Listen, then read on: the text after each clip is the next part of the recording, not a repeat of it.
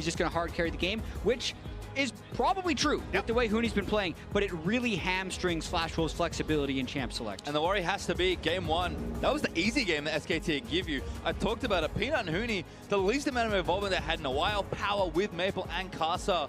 I mean, sure, Bang kind of got some kills and they took over the game, but it only gets tougher when you play against a team like SKT. I mean, it was a new SKT. They reinvented themselves again throughout this tournament with that shielding comp that largely they had moved away from. It felt like it was Twitch-centric at best. And now, speaking of shielding comps, double support ban coming from SKT. So the awkward thing, I think, Jat, is it feels like SKT are dictating the draft on blue and red side, which is that's a damn scary thing. And that's what happens when you're throwing 1 to 2 top lane bans. Most likely, well, they actually dropped the Fiora ban, which makes things a little interesting right here. But that's what SKT has the flexibility of doing. No shield in this game, which creates a lot more opportunity for junglers and split pushers and bursters to have a large impact on the game. Well, last ban is Lee Sin again by SK Telecom, so respecting the pick from Casa despite Peanut being the best performing Lee Sin in the tournament. It's pretty clean first pick in this scenario. Does give over the Graves without the obvious Lee Sin matchup, so maybe Peanut back on Elise is a possibility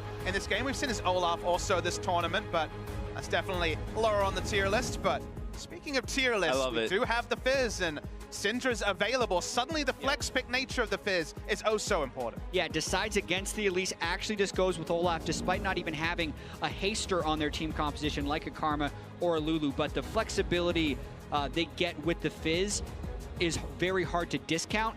And they opted into the Olaf. They created this jungle pinch with the Lee Sin Graves, forcing Flash Wolves to pick Graves, which made it so SKT could get the Fizz. And then they kind of get the mid pinch because what has been all season the blind pick mid laner choice, it's been Syndra, and we know Faker loves to opt into the matchup. So now MMD can't get his flex top lane Fizz. That was the big pick for them to open up their wards and barons against SKT in the second round robin. So already, I feel like SKT have jumped ahead and picked back. Well, kind of, I think expected it for Flash Wolves, but Tahm Kench was that pick. That's kind of that next tier of supports once the strong range reports are usually banned away. And I imagine Ashe here for Betty unless there's a different plan.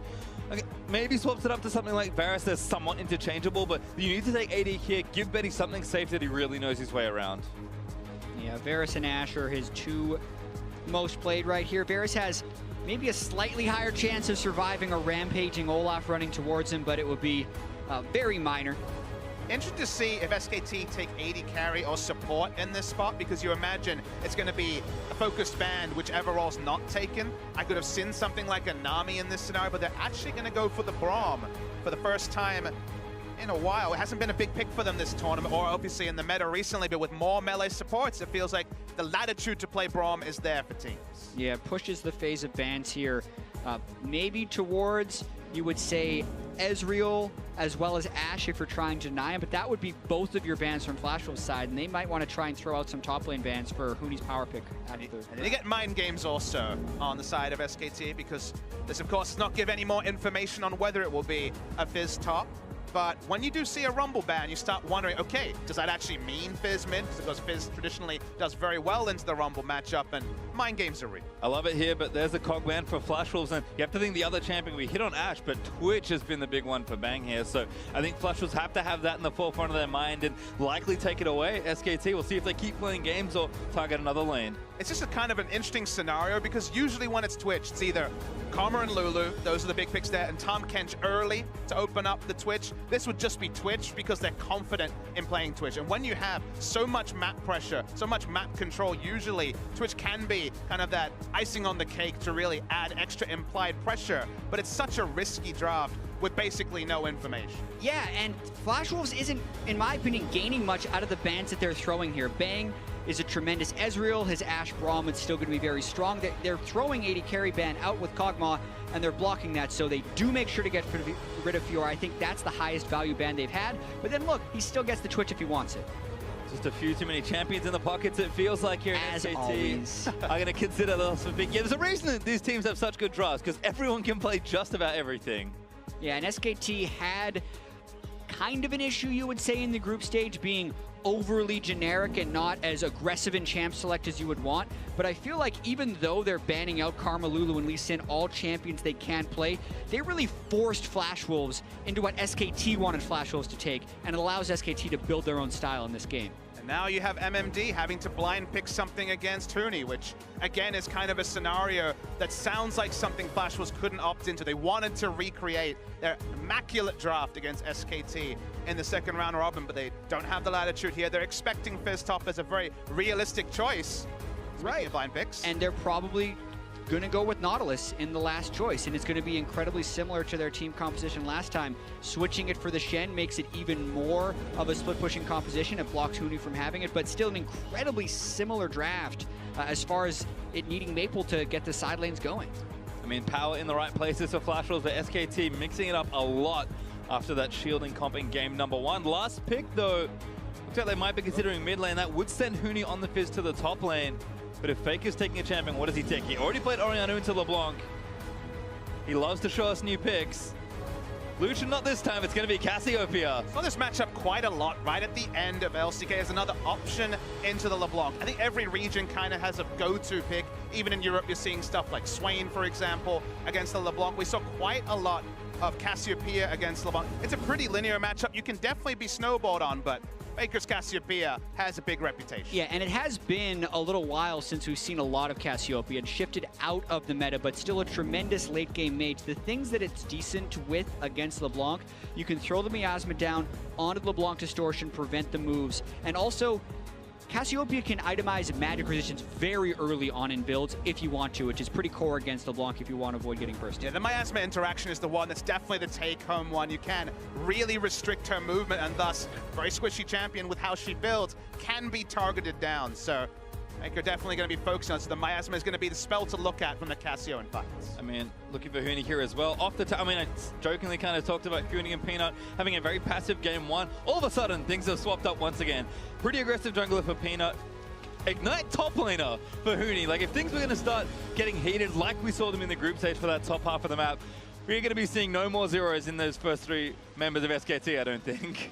Yeah, it's a strong front line from both teams in this one. Still more split push priority on the side of Flash Wolves, and they're going to have to be incredibly cautious to not get caught in the mid lane when SKT can group up as 5 and just kind of power through, because that's what SKT is incredibly good at doing. And the amusing thing is the second support here for SKT after the Braum is kind of the Cassiopeia, who can stand in the backline and use the threat of the ultimate Petrifying Gaze as a disengage tool to allow Twitch to open up. So it's definitely not a prototypical support mid, but you can play 2 lines of scrimmage, Olaf and Fizz diving in, and the Cassiopeia, Twitch, and Braum in the backline. Well, we'll see what happens here, but Flash Wolves going to try and start things off on the same foot in game they did in game 1 here in the second. Expect them to get aggressive, but SKT, heat's starting to turn up here, and this is a team that mounts pressure like no other in the world, and you have to think the tide is starting to rise here. SKT will see if they can continue their run, or if Flash Wolves are going to tie it up and make it a series. And what gameplay shifts will teams make from game 1 to game 2? Bang and Wolf had a very early fight with Betty and Sword Art in game 1, in which Bang ended up getting first blood. So Betty and Sword Art were clearly willing to try and exert some dominance on that lane early, and it didn't work out. Does that mean they go more passive, or does that mean they tweak what they were doing and try and get that kill once again? And on the side of SKT, I'm really interested to see where Peanut puts his priority, and specifically when it comes to invades, because if he tries to play around, say, the blue side jungle of Flash Wolves, he's got a no-flash Fizz in the top lane who has to hard commit. He's Olaf with Ghost. He has to hard commit. Blasting Cones accepted. So there is actually an element of risk when you go for invades with champions like the Fizz and Olaf. So is he going to path around? Is he going to adjust his pathing accordingly? And maybe he won't even be able to play proactively. It really depends. And I'm very interested to track the early jungling pathing from both. Well, certainly 2 players that get a lot of things done for their team. It's kind of the mark of a good jungler. Is Faker late wood onto the Raptors. Let's see what's going on. Maple, yeah, taking damage here. This he does a lot here at level 1. And there aren't that many level 1 champions that are super amazing, but Cassiopeia is one of them. Nice minion waves we have over here. Shame you can't come near them, is what Faker says to Maple. Yeah, Faker definitely knows the matchup. Getting an early amount of harass done onto Maple. Does have Corruption Potion, is willing to expend a lot of his mana early on, which is the cost of the Twin Fang, and you can see Maple having to burn through Corruption Potion just at level 1. I mean, look, think of the value. He's already burned through the majority of his 500 gold item just to enter and get near the minion wave. He still hasn't been able to automate any minions. He has 0 minions at 2 minutes 20. It's actually all zeros right now because he's about to run out of crafting potion charges as well. Yeah, and here's one of the minor tweaks. SKT banned LeBlanc every game of the group stage. They didn't have to. Faker knows how to play as and against LeBlanc. So really, 0 CS to 11 with the level 1 recall. That's what Faker... that's why you don't need to ban LeBlanc. And that was kind of the ban that jumped off the page. I mean, I didn't even really take, as the series went, the weeks go on, or sorry, the games went on, really take into account that they were banning LeBlanc on blue and red. It hasn't been something they've done in LCK very frequently. So leaving it open has been so tantalizing to both teams. Maple's opted into it twice, and this time around, oh boy, he's had a world of pain. Has to use the TP already. Adds a control ward to his inventory item, so all consumables right now. You can see about 200 gold up for Faker early on, and that's pretty insane for an early advantage. Faker now goes back, control ward, Dark Seal, gonna keep that pressure going. Yeah, watching Maple CS here is kind of a weird thing, but it's like very satisfying to see him just try and fight against the levels, the lack of itemization, the lack of AP he has in the early game. So pressure game from Faker that honestly we haven't seen too much this tournament. It's been a lot of passive Orianna for the majority of the tournament. Big change there with the approach on the Cassiopeia. Well, didn't keep too tight track of the junglers, unfortunately, because of all the action in mid lane. But Carson and Peanut, both level 4, just farming up early as Faker added again onto Maple. Maple just getting run down every single time. Faker not going to make it a highlight just yet, but Maple's forced out again. Yeah, Faker's angry about something right here because he's just gone and gotten the Dark Seal. Maple was obviously unable to buy anything on the first wave, and he's also denying him CS at this phase. I mean, he's freezing the wave that... Even though you could think, okay, well, he hasn't got teleport, push it in. No, no, no. Faker wants this scenario in mid to extend until he gets a kill or he forces the jungler to come and help push out, which, of course, Graves is uniquely good at. But Costa comes mid lane. That's so much extra latitude for Peanut, the other lanes to react. So Faker's trying to make this all about the mid lane in a way that games this tournament for SKT have not been. Well, if we look out of the mid lane, you see MMD and Huni trading up here in the top side. Everyone else is even, so that's going well at least for both teams. Betty and Sodic getting some push going, but Bang going to be playing it safe. I mean, Casa, again, not that same level of proactivity. He's going to clear out this control ward, so might open something up here, but Maple's bad time continues. 36 and counting to 12 when I last looked. Faker is almost 30 CS ahead at 5 minutes. Yeah, really showing how you can play that matchup early on as the Cassiopeia. Takes his first bad trade there, not getting his miasma down in the right spot, but still has a lot of the ability to resustain as the Cassio with the Corruption Potion. And the wave is still not in a good spot for Maple, so he still has to play pretty defensive. He now has one control ward down on one side to back off. There's another nice chain. Miasma in there, but a good little sneaky chain from Maple. Gets Faker down a little lower. Out of potion charges now. Maple does have an extra, but at this point I'm almost worried if Faker's going to look for some crazy level 6 all in, but finally the wave did reverse. He's going to have to relinquish that pressure. Huni's going to TP top. Faker's going to recall and buy up as well. And Dina taking some damage. Huni with that early Sheen, so also playing aggressive in his 1v1. When you're laning against Shen, you have the latitude to go pretty much whatever itemization you're feeling. In other more tough matchups, Spectre's Cowl into Trinity Force is often the way, but Sheen against the Shen is just fine. Some Shens will just take a Tiamat early just to battle, but going to go the respectful route of going towards Spectre's Cowl, and feels like even with the first itemizations, you kind of know how this lane's going to play out. Yeah, and as soon as the teleport is down, Peanut's up there at the right time for a gank, but MMD played this one smart. The last thing that you want is to be pushed out of the lane after your teleport, because that's when you lose total control of the lane. Oh my goodness. The thing that Faker's doing is he's applying so much threat to Maple that he's never even getting off the second part of his chains. Maple again, big mini wave, gonna try and make something happen here. Gets the chain down, Casa also joining Stage United, gonna be moving there as well, but Faker, as he sums, flashes away, and finally relinquishes some aggression. It took 3 people, and Maple will still have to recall just to get Faker's flash. That could subdue his aggression a little bit. Here comes Huni, though, trying to get something. Gets himself over the wall, so should be safe there. Huni only recently picked up his ulti, so I think the other reason why Peanut wasn't able to really force another wave push back, and MMD is going to have it in a better spot. But Maple almost on life support already. Negatron Cloak early will need every ounce of combat stat he can get. And Faker is going for that tier. His Casa been fished up there by Huni. Damage coming in. This looks like first blood. Ignite is there. Goodbye, Casa.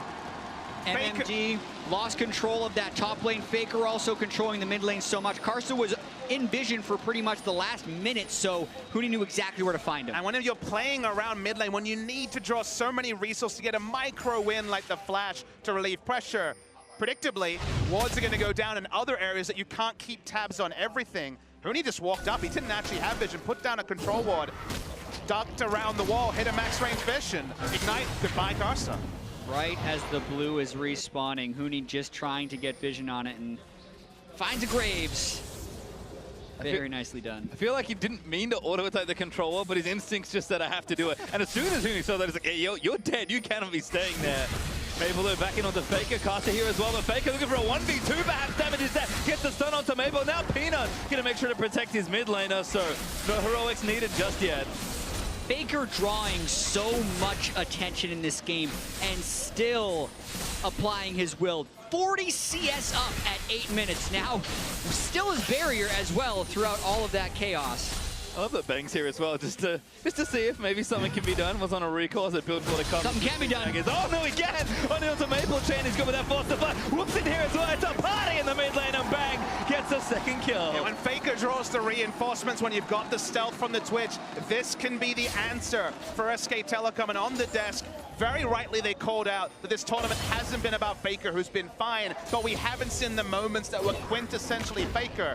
This game, unfielding in front, the first 10 minutes of this game is the Faker show that we've been denied so far.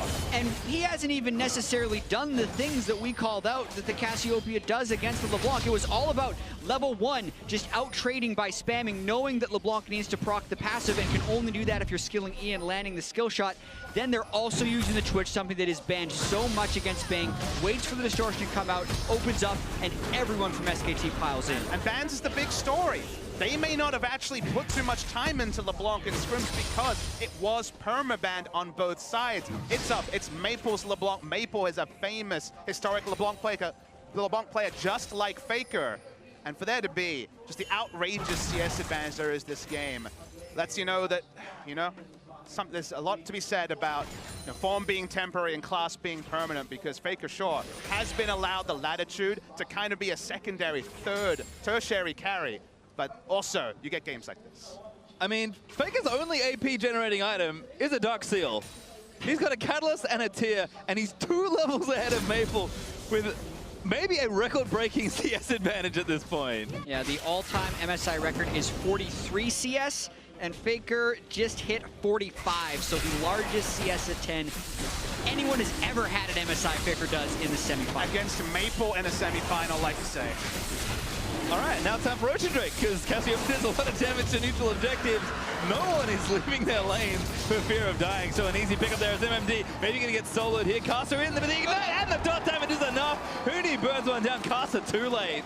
Well, if the last game looked close for the first 25 minutes, this one looked close for the first 25 seconds, and then Faker started casting spells onto Maple in the mid lane. SKT now winning all across the map. The scary thing is, if you're G2 or WE as well, I hold the thought. Time in bottom lane, ulti there from Wolf with the glacial vision. Now Sorta going to get stunned up, but the grey health is there. Betty, a little too far away, and now SKT going to chase. Splash from Tom Kench might have been enough as the cast lands in. Good Winter's bite from Wolf.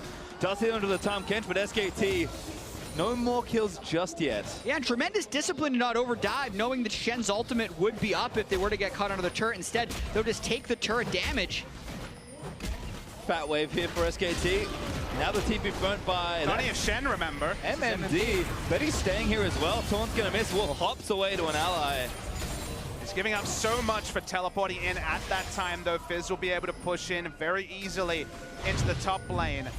Gonna see a replay of the solo kill. MMD walked up on half health.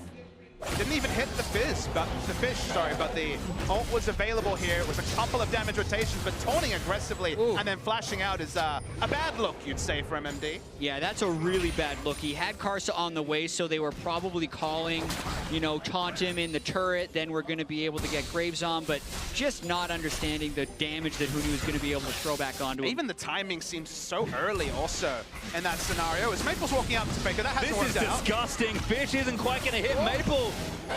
Lucky to get away from that dive. Great setup for SKT, but execution very slightly off. What I want viewers to take away is it's such a different draft from SKT because they banned both support champions. The Ivern was banned by Flash Wolves. It's a different type of game, and this is what we're seeing from SKT. They won with their Game 1 comp, even if it was a little bit wonky at the start, and now they're just running over the same opposition in a totally different draft. Yeah, they were able to dictate to Flash Wolves, and it's not like SKT wasn't able to find success with the champions they would ban, because a lot of teams you would say, Peanut's the best Lee Sin here, why are you banning that? You're amazing at shield compositions with Bang, why are you banning Lulu and Karma?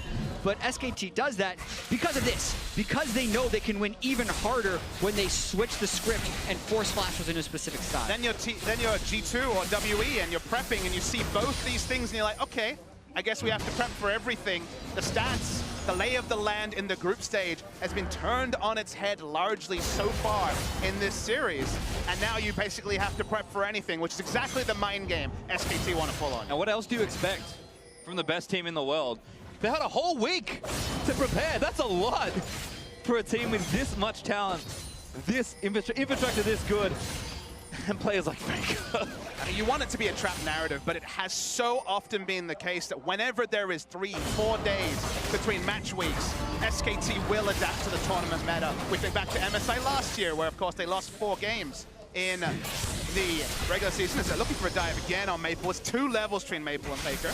I mean, this team adapts well in 5 games. They had 5 days and more to try and get something done. And now Peanut and Faker grouped up to try and take a Tara Flash Wolves. We're going to train, but the fish could stop it all. Betty eaten up by Sorta, but it actually gets a double knockoff as a result. First Tara finally down. Hooney just buying a bit of time. He gets taunted by MMD. Damage going to come out. There's the exhaust down. Going to get eaten by the big fish, perhaps. But Hooney leaping away and clears the wave as a result. Still moving through. Nimble Fighter helping as he cuts through the minion wave. Hooney on a killing spree.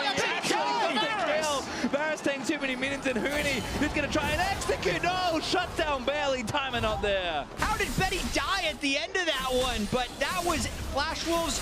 Remember, Flash Wolves is no slouch of a team. They're trying to make their adaptation, avoid the mid lane, push top, and then you thought they were going to get a kill back on Hooney as he gets over-aggressive, but Hooney trades 1-for-1 and buys a ton of time. He trades 1-for-1 in a 1v3 while objectives are going down in every lane. Comical stuff. If you're an SKT fan, if you're a Flash Wolves fan, you'll wonder how this game escalated so quickly. The fadeaway ignite taking down the damage. We need to get a replay to confirm it, but my goodness. And this is the signature of SKT's play that I feel like they always have, especially with this lineup. They have the best cascading pressure of any team. Sure, their punish game's the best because they're the best team. That makes sense. But the way they manipulate the map to build leads as quickly as they do is why they're the best. Finally see the replay here. Hooney got optimistic, you could say, at best. Walks up, uses his E, and remember, you're not maxing E first as an on-hit Fizz. So it's down at this point. But let's watch how he takes down mid. And you can see he avoids getting eaten right there. Ignite. And he had ignited him, but Betty then takes 2 turret shots. He was hoping to finish the turret. Everyone else had left tanking. That's a big oopsie. Hooney will take it, though. Tries to playful trickster right at the end, but he was done for. Well, the first time he wasn't on the camera, but he was caught by the secondary camera. So thank you very much, cameraman. You did not spare Betty's shame at all. Well, hard to look this good when you're this far behind. You can see Hooney's stats have been outstanding at this tournament, and it's just it's been great to see the evolution of a player that was already loved, already very good, just evolve even further on a team that just does this to players. And it's so important for Hooney to win. He really wants to win a world championship and even the MSI championship because he won in Europe, he came to North America, and he honestly struggled in playoffs. People were calling him an incomplete player. There was a ton of skepticism when he joined SKT, but he's really found his place on this SKT team where he can still be that incredible tank player that a lot of times SKT needs, but he's adding his own flavor to this team and the way he plays top lane. And as a player, he's kind of answering critics every time he takes the rip. But from the start, the question was, does he play tanks? Because there wasn't really a track record over it.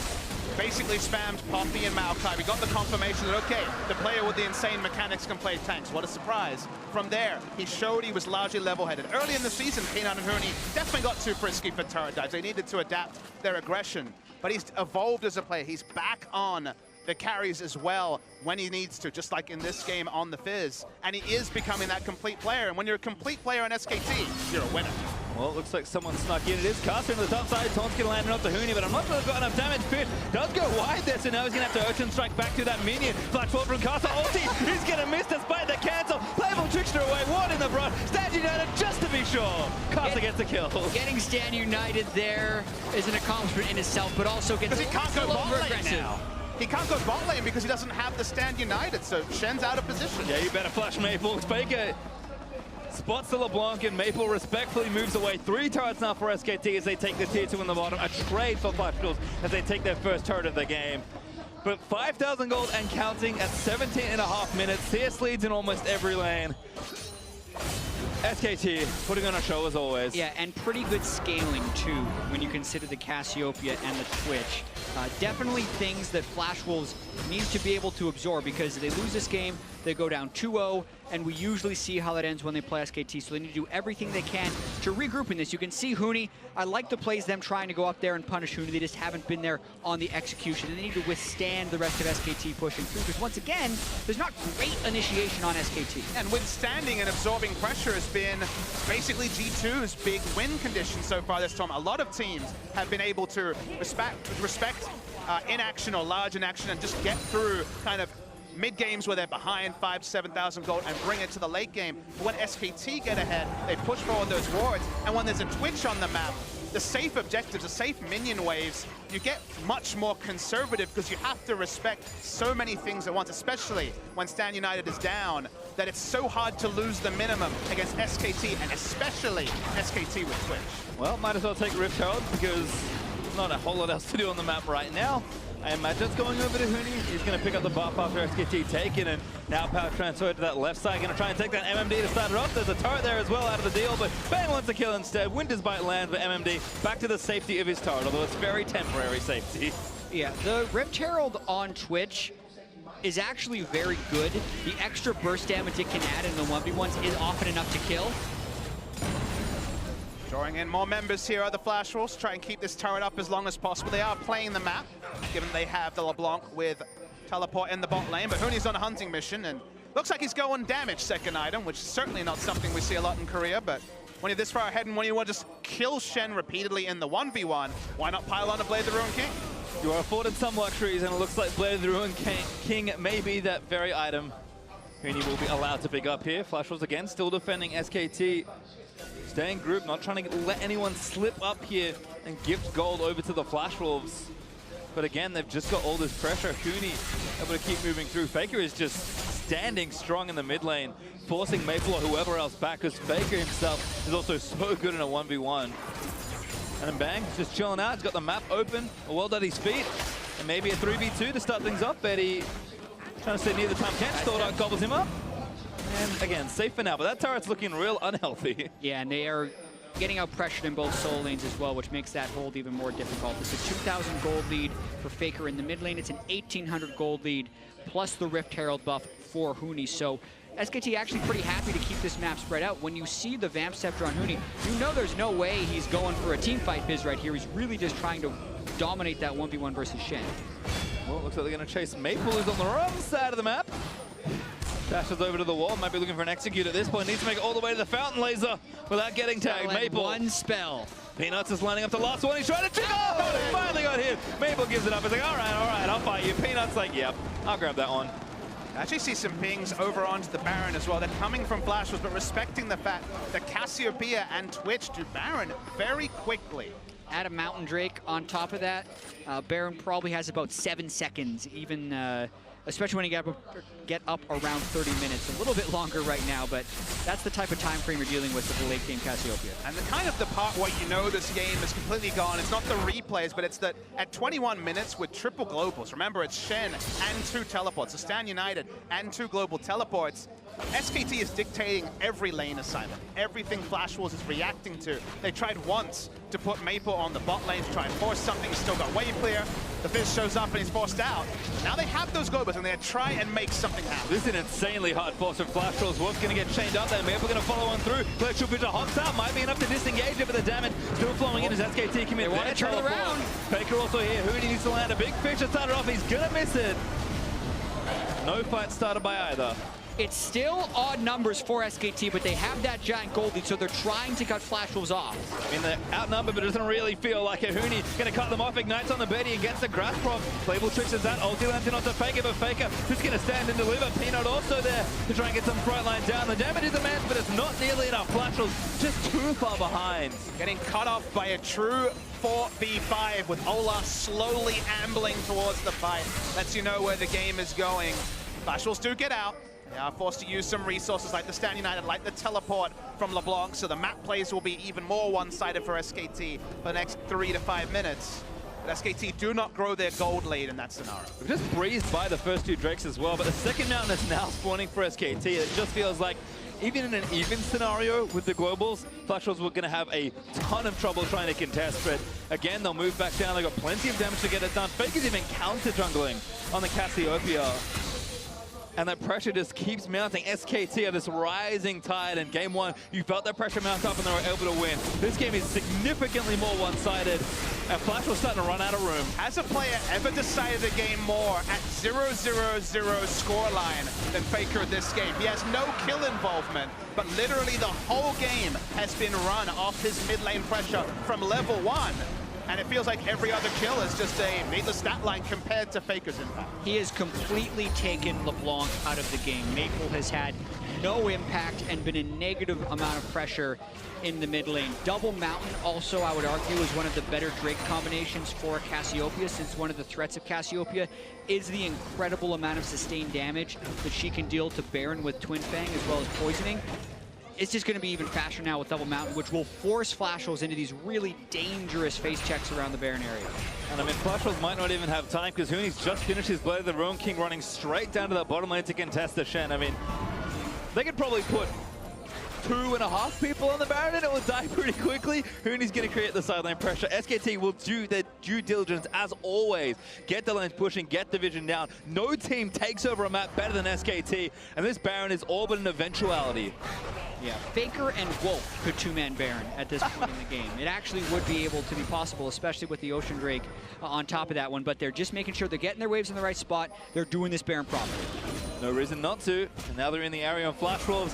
They see those wards get hit down by Wolf. They see them moving into the jungle. You know what they're trying to do, but the question is, can you even stop it at this point? I mean, this is no good decisions. Huni's down bot lane with a stack of AD and a Trinity Force, happy to split push. They have to react to that. They have to stop the Baron going down. MMD's not going to get free time to ult in without there being significant damage to the bot lane turret. And even though Huni doesn't have his teleport, that coming up will just be the last piece of the puzzle for Flash Wolves to watch the Baron be started and basically say, well, we're going to try something. Faker stealing blue as well means that he's not going to run out of mana trying to do the Baron, which is maybe a concern. And you may have talked about it. Wolf and Faker are on the objective. Nice blue trigger from Flash Wolves just to spot it out. But that may be a real thing. Faker's going to start it. Wolf's going to join him. Just testing, seeing where Flash Wolves are. Kaza, miasma'd up. Winter's Blast going to miss. Faker's just going to chase forward, force the gobble from Sword Art. Faker not done.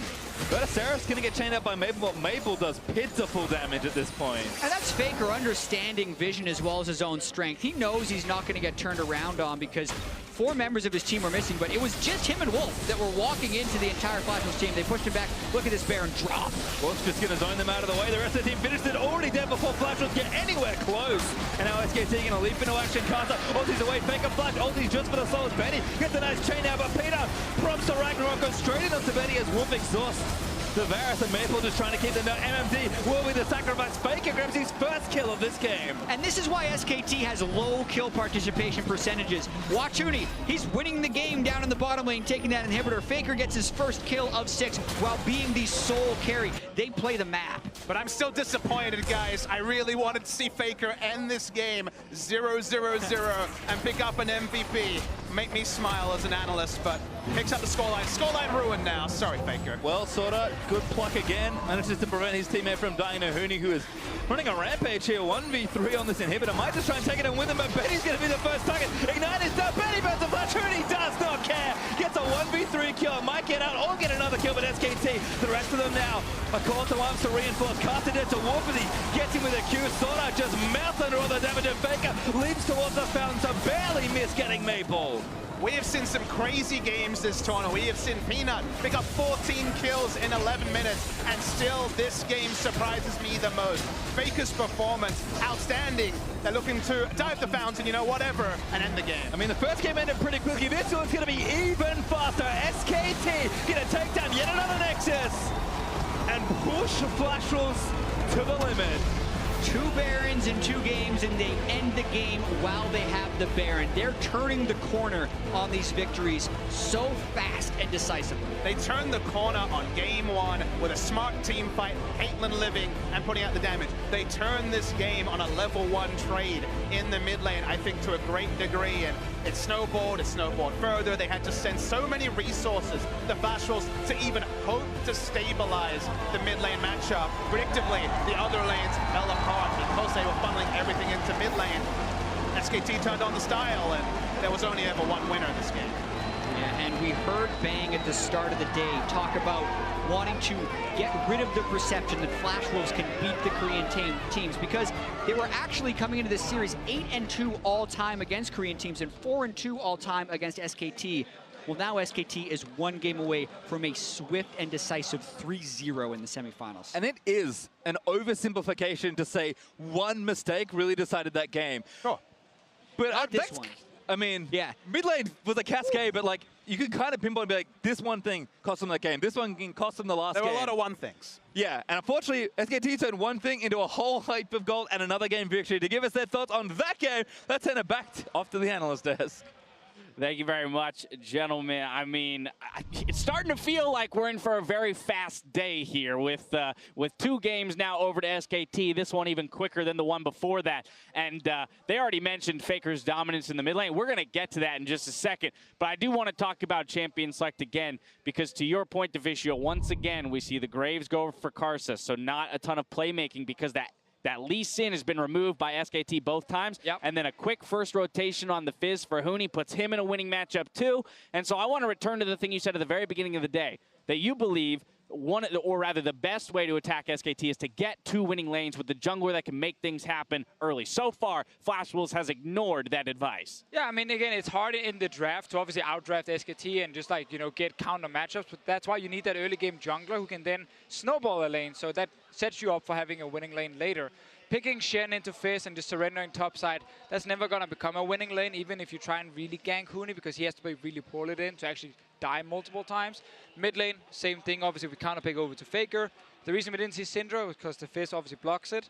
They couldn't just swap that to mid for Faker specifically. And then time can spot. It's like, you have no lane you can really snowball.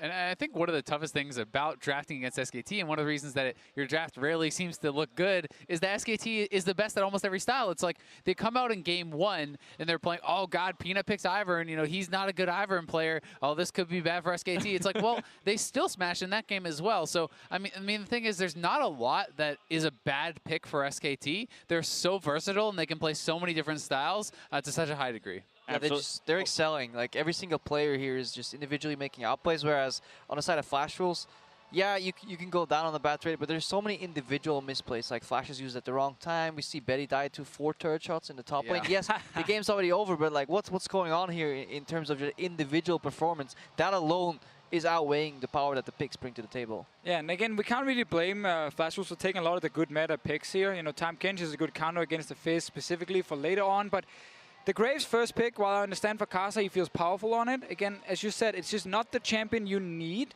if you want to try and get these winning lanes. Because you're going to be strong yourself.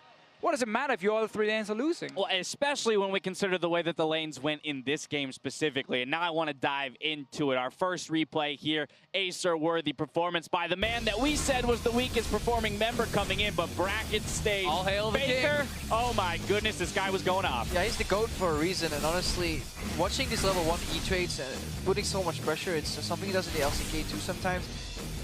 He forces the 0 CS back. Yeah, 0 CS back to teleport then. But then right after, what he does too is just masterfully managing the waves to the point where at one point he will poke the enemy LeBlanc out of a trade again and puts him on a freeze. Yeah, and I think that the freeze that he held for so long, that's how he developed this massive CS advantage. You know, just before 9 minutes, he was almost at 50 CS, and Faker smashed Maple so ridiculously hard that you don't want to just say, oh, it's only on one thing. But let's be honest, like, the bot lane is never going to be the way that SKT loses this game, really. Betty, I just can't see him outperforming Bang enough that they're going to win through that. Has to be Maple, has to be Karsa. When your mid laner gets smashed this bad, you can't win. Yeah, and this is also like, why is this Twitch and Braum allowed to move into the mid lane without any communication? Or what's going on with the flash rolls? They're breaking down. This is also a Twitch that we talked about off air. Is like this guy is starting endurance into the very afraid, you know, triple potion longsword start. They're getting away with a lot of these things. Like they're not getting threatened in some matchups, and that's a problem when you play against SKT. You have in your head, okay, this is a 70-30 matchup. We can pressure, get about 8 CS advantage, probably be the first one to rotate. Right. Then you're playing against Bang and Wolf. You're like, you know, let's dial that down. They're almost losing their turret to a hyper-scaling AD carry who started Doran's Blade. I mean, at that point, it was all lost anyway. Like, it was so lost after just the living phase. Right, you got a roughly 50 CS lead coming from the mid lane at 10 minutes. This is ignoring what's going on in the top lane. Of course, Fizz picking up an early kill onto Karsa, finding him in the jungle, and then we just saw kind of the abuse coming through onto MMD in the counter matchup. Yeah, this too is just, he goes for these type of plays. Huni, you know, this is the old aggressive one. Also Karsa, just not respecting Fizz level 6-7 here, level 5 in the jungle. You just need to yield, make sure that you see him to go back to lane, take the tempo loss, but at least make sure that you stay somewhat relevant in the game. And now Huni is just, I think he's trolling here, personally. I mean, yeah, this is when you're already so far ahead and you have Huni as a player. He's going for these kind of plays. Yeah, but who's trolling harder, Huni or Betty? Because this one... Definitely Betty towards the end. Look at it. Gives a 1 hit, 2 hits, 3 hits. He's like, hey, wait, no minions? Oh. I thought it was about objective-based gameplay, you know, instead of chasing kills. So I'm with Betty on this one. You know? And again, just that, you know, you see again the room for error that you have when playing against SKT. We talk about, okay, yeah, sure, you don't have to play a 100% perfect game, but every little mistake will mount against SKT, and they will take those small advantages and push them forward. But now I want to transition the conversation to Game 3 here, because backs are against the wall. You got to win to even start, you know, kind of that momentum towards the reverse sweep here for Flash Wolf. So where does the solution lie? I mean, I think back on red side this time, right? So let's look at it in that regard if we're going to talk about Champion Select. I mean, I think there is no clear solution, but when you look at Game 1, you know, Flash Wolves let Fizz fall all the way through the first round. I was surprised that they didn't use it when it was so big for them, you know, for their victory over SKT in the past, and being able to flex that. I think that is very powerful, but especially for me, it's like, you know, you have to get early kills probably to win this game. You can't afford to have Karsa on the Graves, on a farming jungler, because even though he's excellent at it, your only chance is really snowballing, right? So you need him on something like Elise. If you're going to ban out the Elise, then I think you have to take a ganking jungler, you have to take risks, and you have to hope to really get your lanes ahead. Deficio, how do you feel about Elise, Fizz then as the first rotation? Granted, neither of them would be banned out for that to happen. I mean, it's definitely an option. I think also going back to the first game, like, you can actually give over the Iron and just say, you know what, SKT, we know we're going to lose late game anyway, so like, take that jungler, it's yours. We're going to play full early game, as Azale is highlighting. I think that is definitely a viable strategy. If they want the Graves so badly, they need some lanes with CC that can set up like his ganks early, and then maybe try and play it that way. LeBlanc is not the answer. Faker has a million counter picks, so you need something like a Syndra maybe if it's open. Problem is, SKT can just ban away those key picks they're afraid of, making it almost impossible for Flash Wolves to kind of outdraft SKT. And Crepo, knowing the odds are stacked here, what do you got for me? Final thoughts. I just think it's also, the way to beat SKT is variance. And you need to have some members that are outperforming. I don't think this series it is happening. Maybe Karsa is still being their best player, so I definitely agree right there. Put him on a champion, try and enable him, but then still, on the day, I don't think the Flash Wolves right now are showing up enough to even combat individual skill, let alone the teamwork that SKT is bringing to the table. All right, so it's a multi-step process. We as individuals got to level up, and then as a team, we got to take down SKT. Their backs are against the wall here. We'll see if the Flash Wolves can keep the series alive when they face off against SKT in Game 3. The 2017 MSI continues after this.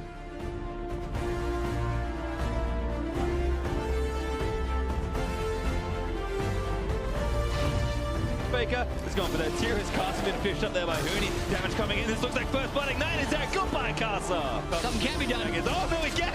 On the ultimate Maple chain is good with that force to blood. Whoops in here as well. It's a party in the mid lane, and Bang gets a second kill. Damage going to come out. There's the exhaust out. Going to get eaten by the big fish behind the Hardy. Leaping away and clears the way for the result. Still moving through. Nimble Fighter helping as he cuts through the minion wave. Huni on a killing spree. Varus taking too many minutes, and Huni. Faker's performance, outstanding. They're looking to dive the fountain, you know, whatever, and end the game. I mean, the first game ended pretty quickly. This one's going to be even faster. SKT going to take down yet another Nexus and push Flash Wolves to the limit.